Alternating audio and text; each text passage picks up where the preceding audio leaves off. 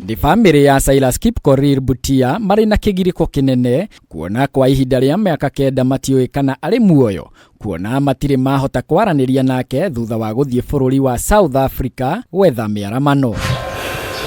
Family ino ikiuga mendirie mũgũnda wao wa Talbo county ya Uasin Gishu nĩguo Silas ahote kũrĩha visa hamwe na tigiti wa ndege agethe mĩaramano. Mimi binafsi mawasiliano haiko.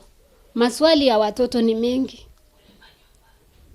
Kulipa kodi, chakula na school fees.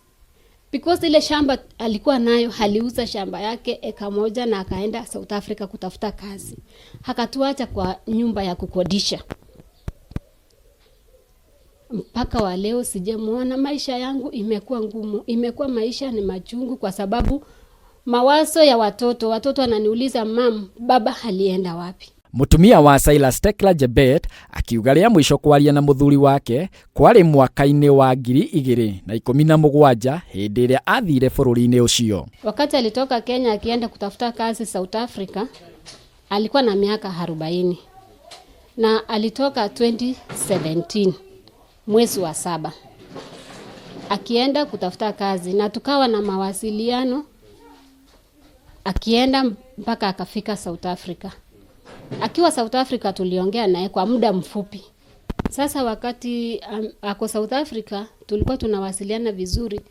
Wakati mawasiliano ilipotea ndio maisha ikawa ngumu. Manake niko na watoto wanahitaji school fees.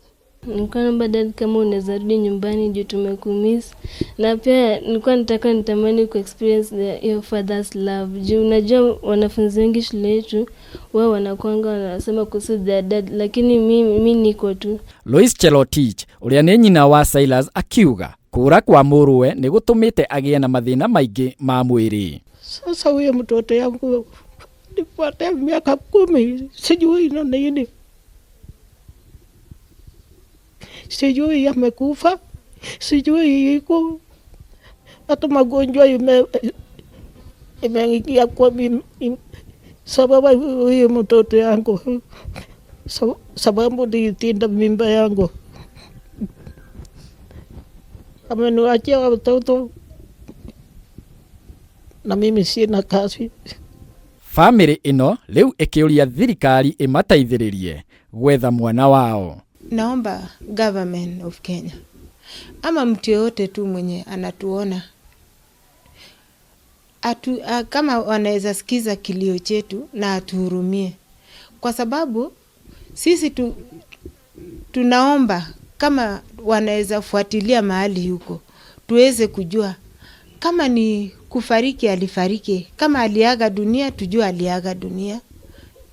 Na kama labda alifungwa tujue alifungwa na alifungiwa wapi. Handũ-inĩ ha Kameme TV, rĩtwa rĩakwa nĩ Ngoci wa Njũgũna.